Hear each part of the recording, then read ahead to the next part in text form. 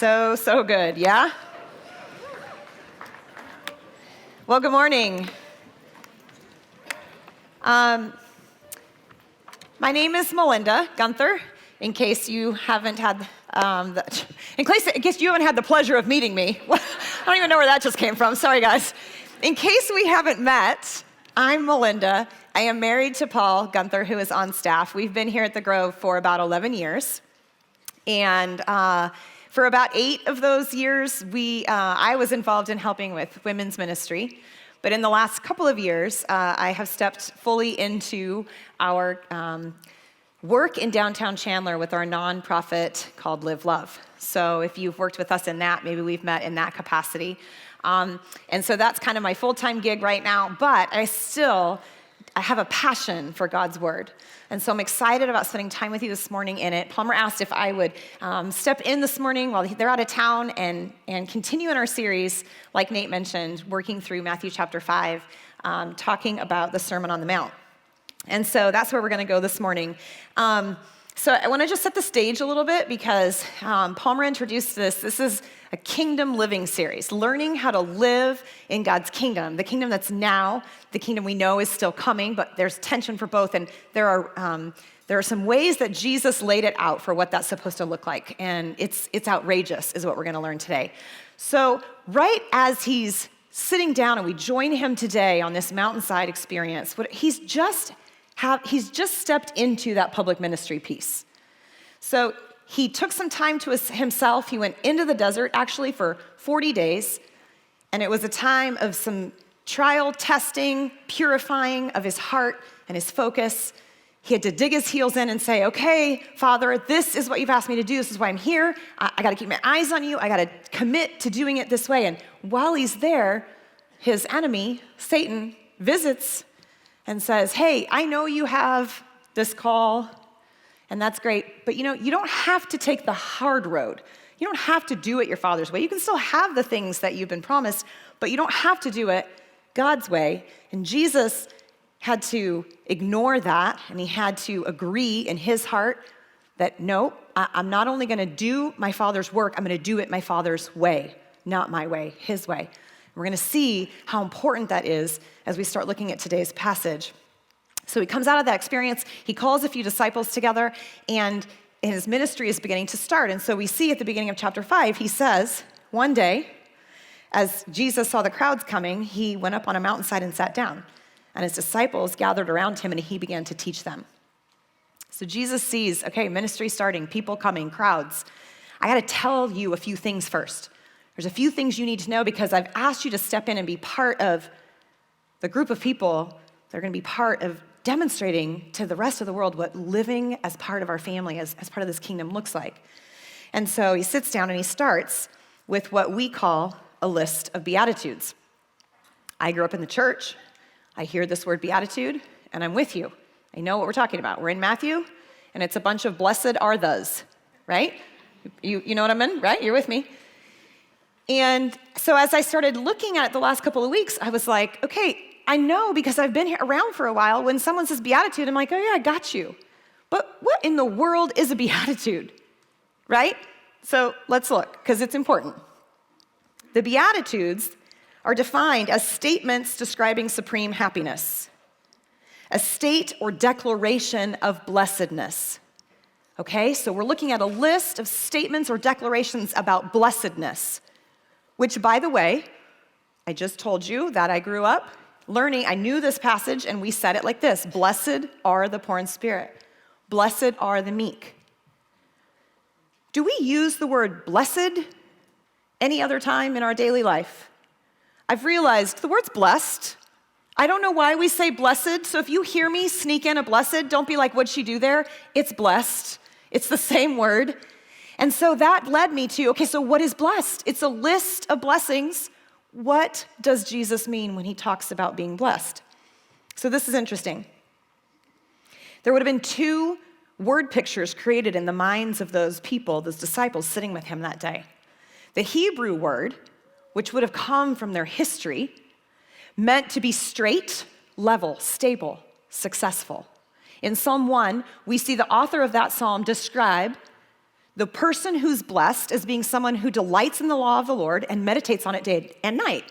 That they will look like a tree firmly planted by streams of water.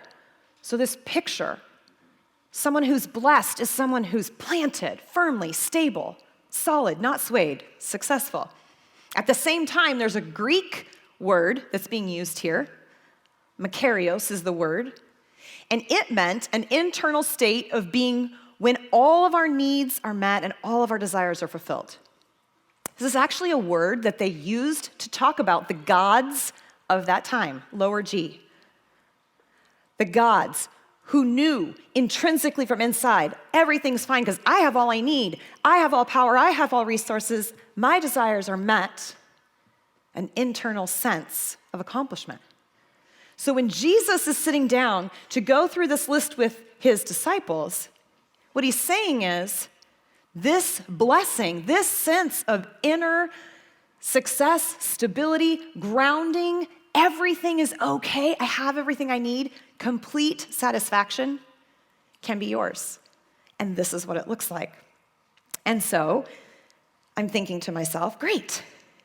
How do we describe that in our own language? Because I very rarely say to anyone, oh, blessed are you.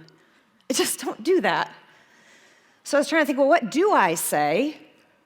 Sometimes we say, congratulations. I just didn't feel like that cut it. So I was brainstorming with Paul one day, and I was trying to describe to him this feeling, like this, it's just like everything's good. And he's like, we have something like that. I'm like, we do? He said, yeah. And he reminded me that in our family, we have a word that describes this. And when we see something or experience something or we feel something coming from the inside that we want to express, it's a very simple word. We put our fists in the air and we say, yes! And often there's a leap that I'm not doing for you on the stage today. This is how I want us to picture what Jesus is doing on this mountainside. Because if we just read the words, poor in spirit, the meek, those who mourn, we feel like we're like this. And I think Jesus is actually saying these things like, yes, guys, guess what? This is awesome. So let's just look at the list together, and then we'll dive into a couple of them in the bottom part of the list. Jesus said, blessed are the poor in spirit, for theirs is the kingdom of heaven. Blessed are those who mourn. Yes, they will be comforted. Blessed are the meek, for they will inherit the earth. Blessed are those who hunger and thirst for righteousness, for they will be filled. Blessed are the merciful, for they will be shown mercy. Blessed are the pure in heart, for they will see God. Blessed are the peacemakers, for they will be called children of God. Blessed are those who are persecuted because of righteousness, for theirs is the kingdom of heaven. So this is the list he lays out for them. And as I'm looking at this list as a whole, it's reminding me of another list that was laid out for God's people long before this to show them what it looks like to be part of his kingdom.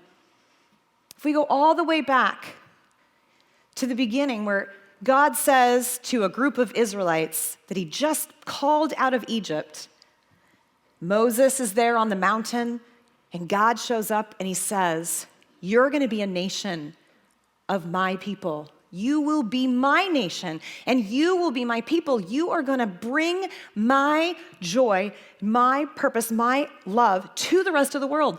And you're going to be set apart to show them what that looks like. And here's what I need you to know. Here's a list of standards that if you obey these, you will be known as my people. We know this list as the 10 Commandments. So back at the beginning, God says, here's what it looks like to be my people. Fast forward to the Beatitudes, Jesus on a mountainside with people that have just been called to be part of his kingdom. And he says, here's a new list. But don't be confused, because later on in this chapter, Jesus says, now I didn't come to abolish the first list. I actually came to fulfill it. So Jesus isn't saying to them, you don't have to worry about this list anymore. What he's saying is, there's a purpose there, and let me show you how this is going to help you do that. Because so far, no one's been able to. That's what we've learned from the first list. Here's how I compare the two lists. The first list called people to a standard of conduct. The new list is calling for a condition of the heart that empowers us to do that standard of conduct. One list, the first one is focused on behavior. The Beatitudes, the new list, is focused on our character. This is external. This takes it to a whole new level and says, now we're going inside. We're looking deeper. This is inside. The first list focused on what does it mean to do what God asks? And this new list says, what does it look like to be who God asks? You see the transition. One is a list of commands, and I hope that by the end of today you will agree with me that the Beatitudes is a list of promises. Promises for how God will enable them to do what he's always asked them to do. So let's dive in this morning. We're going to start in verse 8. Palmer covered the first few Beatitudes, and we're going to look at the last few today. So Matthew 5:8 says, "Blessed are the pure in heart, for they will see God." Let's take it apart a little bit. We just talked about the in heart, right? That we're transitioning from an external to an internal standard. And so Jesus is clarifying, I just need you to understand that I'm not talking about the outside, I'm talking about the inside. In heart. What's going on here actually is going to empower you to do better what you've been able to do on this side. So remember, we're focused on the inside. Jesus got so frustrated with the religious leaders of his day because he would say, man, you're so good at looking good on the outside. You wash your hands, you wash the cups, but the inside is filthy. You're missing the point of this kingdom living. So pure in heart. So let's look at the word pure. Now this is a word picture that would have been very familiar to his listeners that day. Because actually being pure or clean was part of that original list of commands. God said, here are all the things you have to do at the very beginning to be set apart for me. In order to be set apart, you have to be pure and clean. So we had sacrifices and all kinds of don't touch this and don't do that, don't mix these things. All of this happened to keep them pure enough so that he could dwell among them. But Jesus is coming and he's saying, I'm talking about a new kind of pure. You know what it looks like to be ritually clean, ritually pure. I'm talking about a pure that adds this element, undivided, unmixed, one substance. You know, like a pure metal, when it goes through the fire, the impurities come out and you're left with just one thing that's pure. One focus, one will, one purpose. This is the kind of purity he's talking about.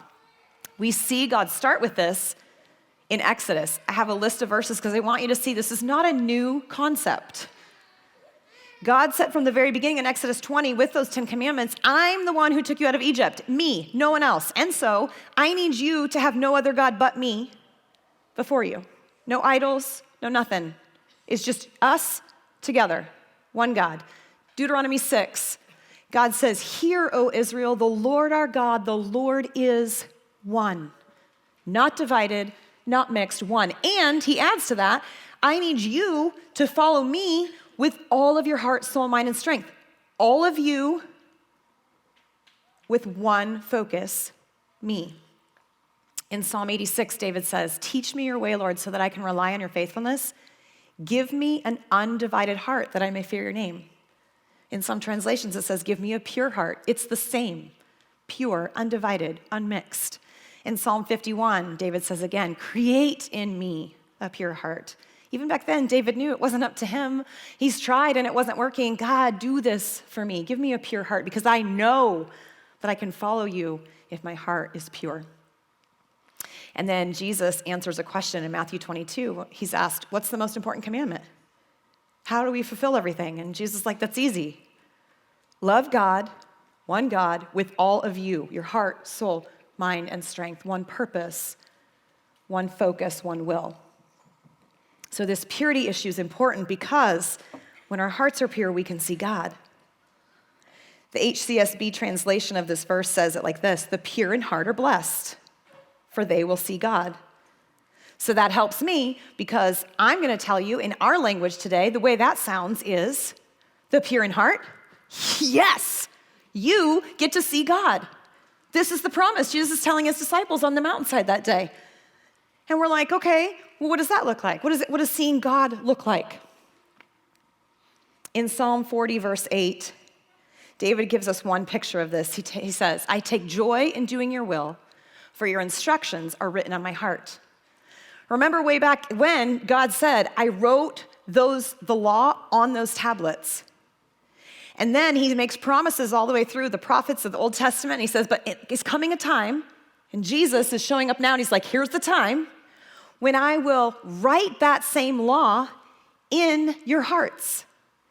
Not on stone on the outside, hearts on the inside. Because when we know God's law, when we meditate on who he is and his character, we see God.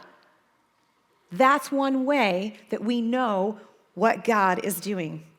And then Jesus, he's talking about how he knows what he's supposed to do, and he says, the Son only does what he sees the Father doing, for the Father loves the Son and shows him everything he's doing. So remember, Jesus got his focus tuned in. He's looking at the Father, and he says, when I'm looking at you, when I keep my eyes on your purposes and your eternal realities above all this junk going on, I can see what you're doing. I can see your heart. And then he adds, and the Father loves me so much, he just keeps showing me stuff. He shows me what he's doing. When we have our eyes and our heart focused on God and his eternal purposes, we can see what he's doing. Peter, right? He gets out of the boat, and when his eyes are on Jesus, what's he doing? He's walking on water. It's craziness. When he takes his eyes off, he sinks.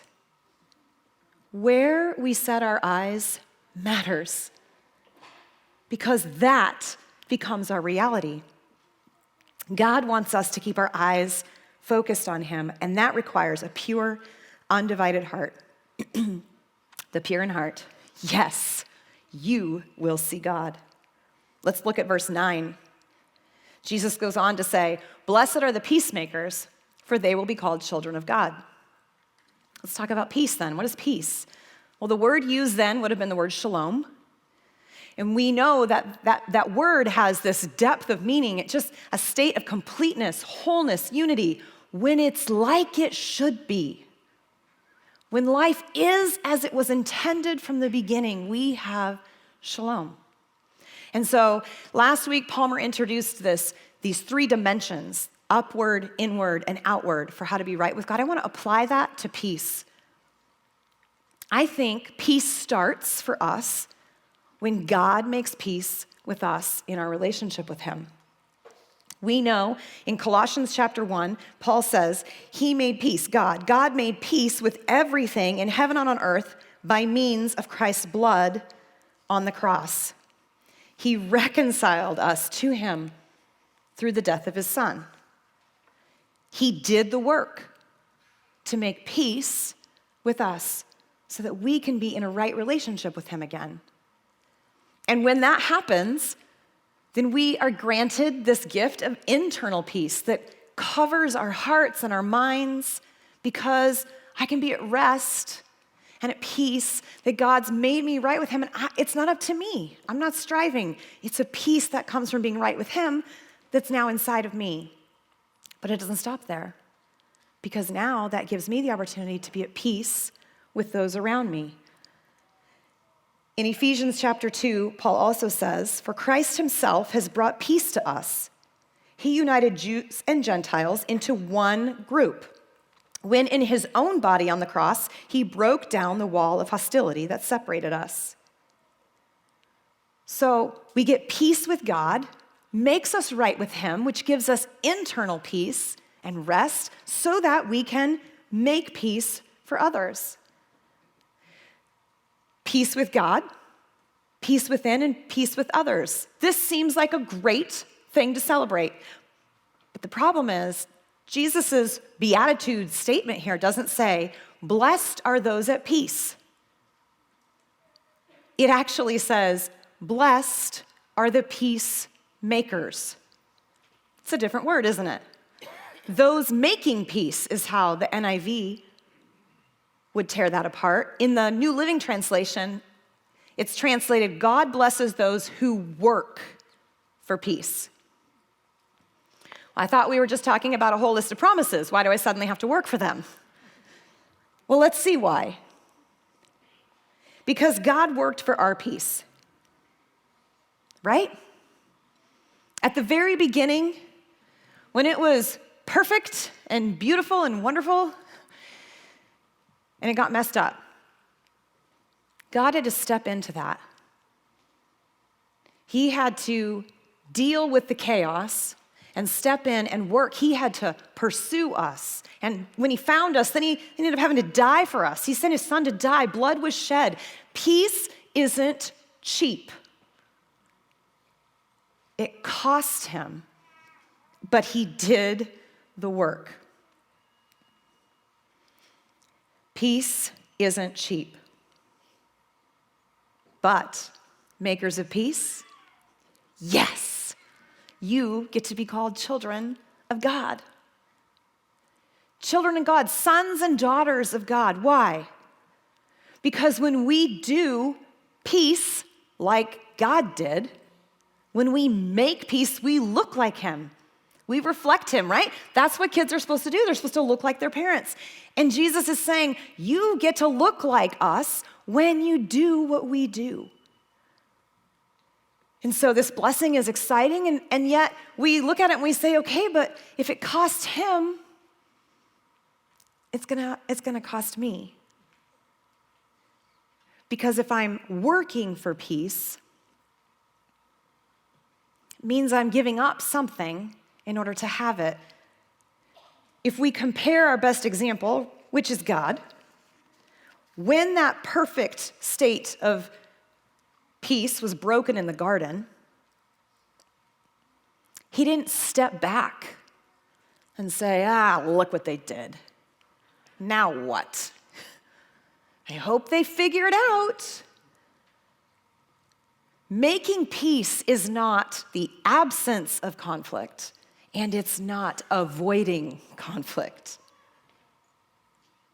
Those might feel peaceful sometimes, but that's not making peace, because making peace requires us to engage in conflict, to step into the mess and the chaos and make a way for peace. That's what God did for us, and that's what he's asking us to do. I mean, let's be honest. Can we do this on our own?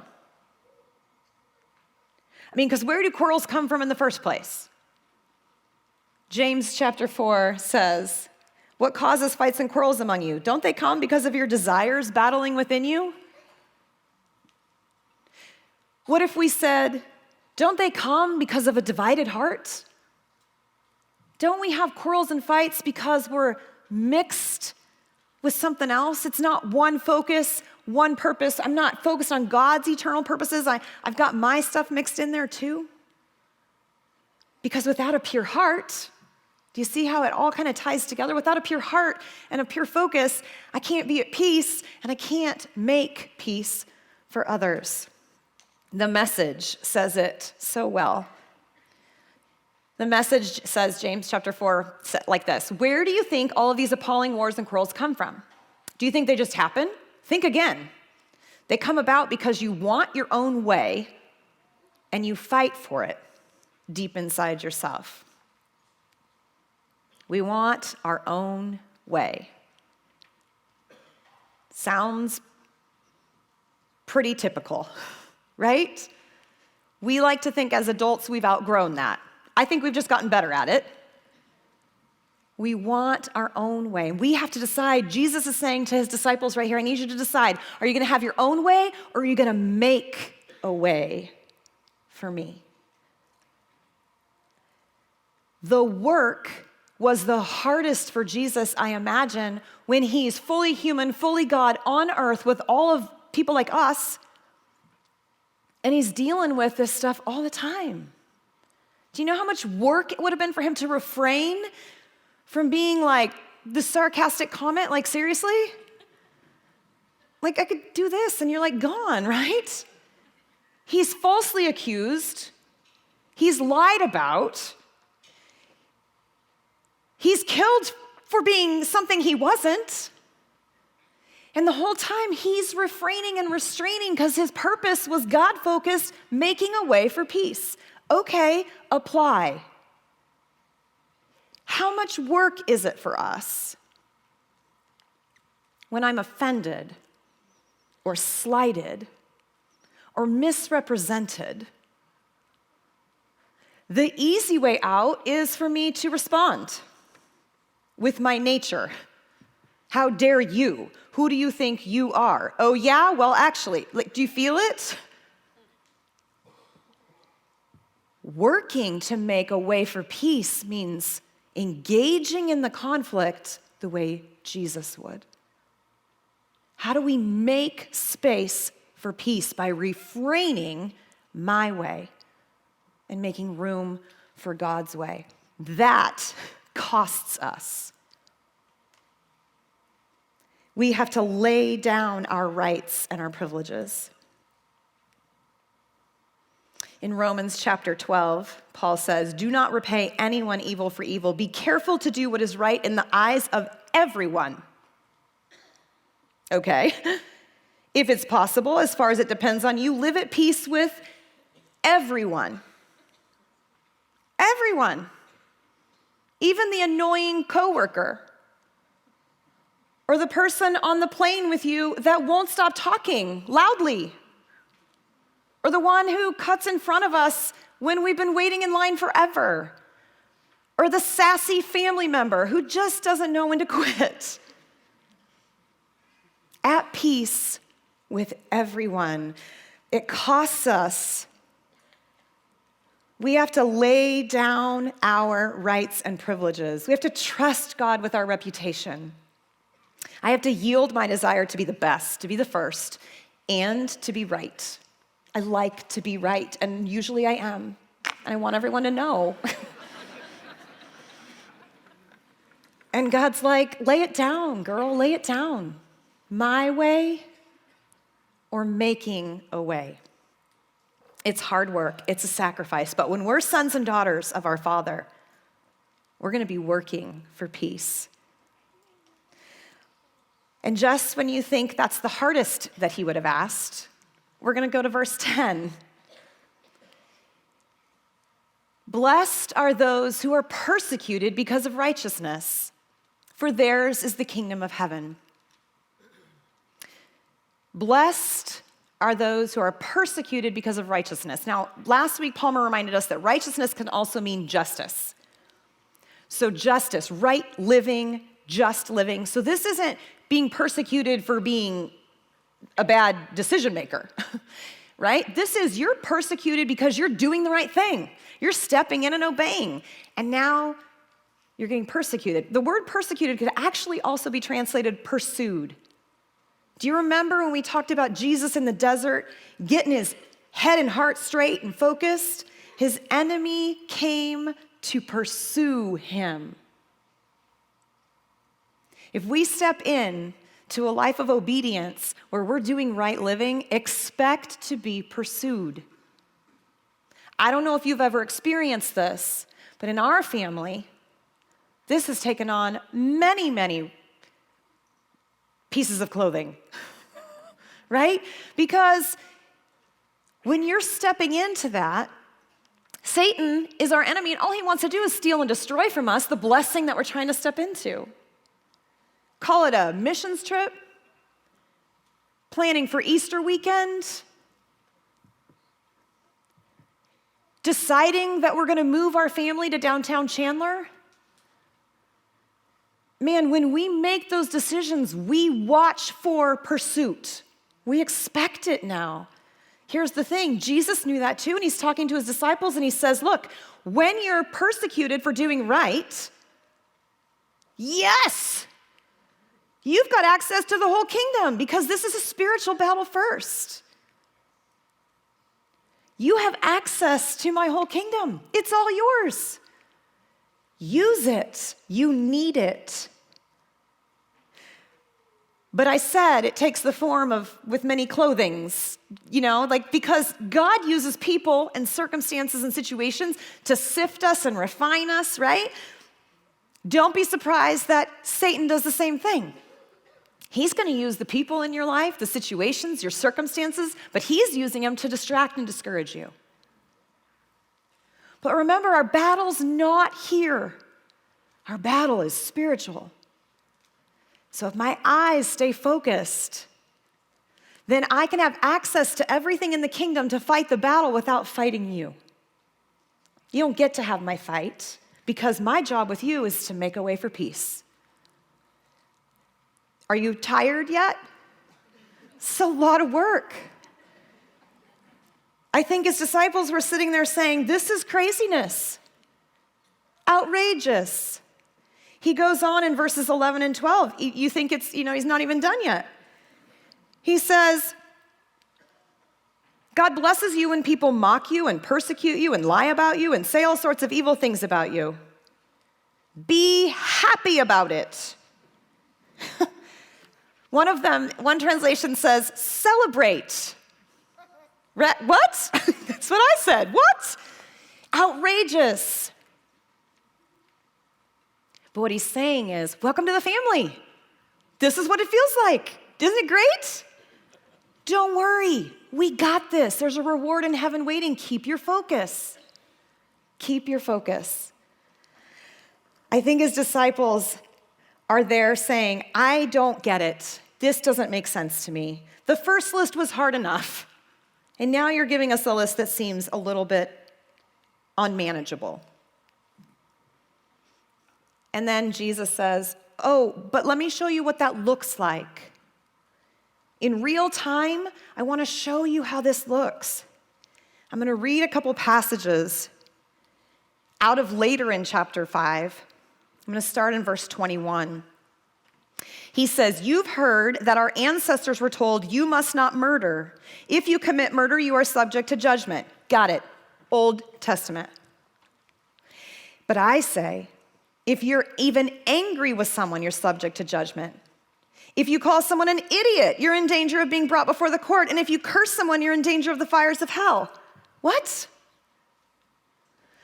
So before, you're telling me that if I did behavior, I knew I was at risk, but now you're going to judge my heart? That seems like my business. And Jesus says, oh, no, that's not all. If you're presenting a sacrifice at the altar and you suddenly remember that someone has something against you, leave your sacrifice there. Go and be reconciled to that person. Somehow in this, I used to always read this as if you're at the altar and you remember that you have something against someone, go fix it before you come. Guess what? That's not what this says.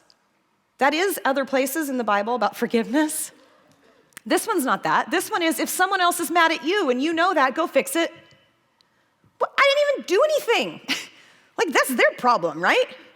Oh, do you feel the my way happening right now? God says, make it right, man. Peace is more important to me than your sacrifice right now. Get out there and make peace. But we're not done. Verse 38. Sorry, guys, you're going to hang out for a while. Sorry. You've heard that the law says punishment must match the injury, an eye for an eye, a tooth for a tooth, but I say resist an evil person. If someone slaps you on the right cheek, offer the other cheek. If you're sued in court and your shirt is taken from you, give your coat too.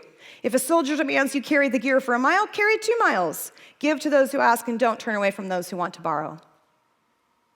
This is outrageous. How could he ask this? I looked up the word outrageous because that's the only word I could come up with for any of this. Outrageous means exceeding the limits of what is usual, going beyond normal standards, extravagant. Yep, that's about right? One more, because there's just so much good stuff.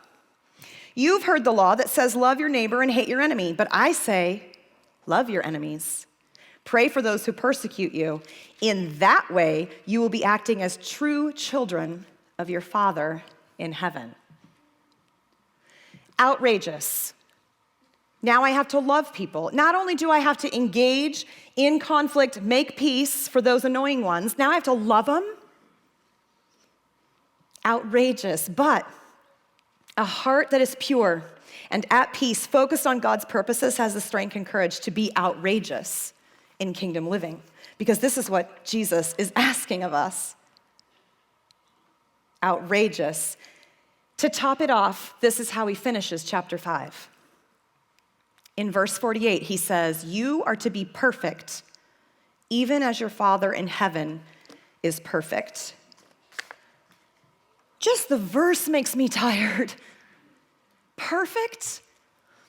You already said we couldn't do it, and now you're saying be perfect. Okay, let's just propose this. Do you remember when we said at the beginning that this old list of commandments were commands, exactly that, demands of our behavior. But that the list we're looking at today were promises for how that would be fulfilled. What if we took this last verse and we read it this way? You will be perfect because your Father in heaven is perfect. That changes it, right? You will be perfect, yes, because your Father in heaven is perfect. I already know you can't do it. Let's be honest. We cannot create a clean heart and a pure heart on our own. Whose job is that? God's. David knew it. He said, "Create in me a clean heart." I can't do it. And then please make it steadfast, because I know it's going to change in a minute. God is the one who writes his law on our hearts. We can't do that. He is the one that does it. And guess what? We aren't responsible for making peace because God already did it. He made peace for us, so we're just making a space for his peace to translate onto everyone else around us. God does all this work. It's not really actually up to us. We reflect who he is. A heart that is made pure, at peace, focused on God's purposes. This is the heart that has the strength and courage to be outrageous in kingdom living. So hear the promise, people. Our God is outrageous? Yes, you can be outrageous as well. Thanks.